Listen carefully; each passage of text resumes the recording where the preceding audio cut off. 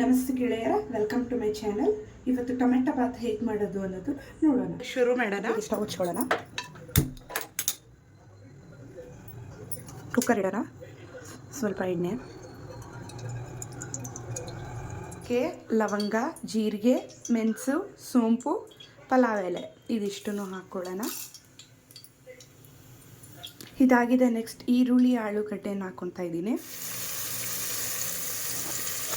ಶುಂಠಿ ಬೆಳ್ಳುಳ್ಳಿ ಪೇಸ್ಟ್ ಹಾಕ್ತಾಯಿದ್ದೀನಿ.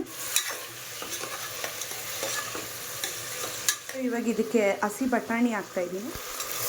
ಈರುಳ್ಳಿ ಸ್ವಲ್ಪ ಗೋಲ್ಡನ್ ಬ್ರೌನ್ ಆಗಿದೆ. ಇವಾಗ ನಾನು ಟೊಮ್ಯಾಟೊ, ಕ್ಯಾಪ್ಸಿಕಮ್ ಸೇರಿಸ್ತಾ ಇದ್ದೀನಿ. ಅದಕ್ಕೆ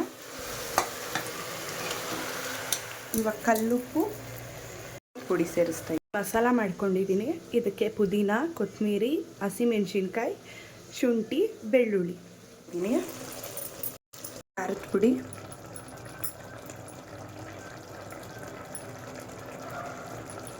ಧನಿಯಾ ಪುಡಿ,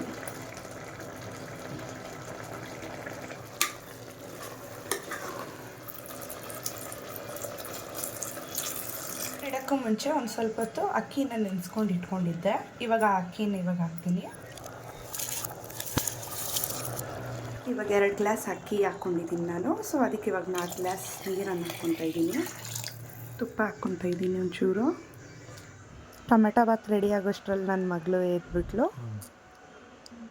ಬಿಸಿ ಬಿಸಿಯಾದ ಟೊಮೆಟೊ ಬಾತ್ ವಿತ್ ಪಚಡಿ ರೆಡಿ. ಇದೇ ಥರ ವೀಡಿಯೋಸ್ಗೋಸ್ಕರ ದಯವಿಟ್ಟು ಲೈಕ್ ಮಾಡಿ, ಶೇರ್ ಮಾಡಿ, ಸಬ್ಸ್ಕ್ರೈಬ್ ಮಾಡಿ. Thank you.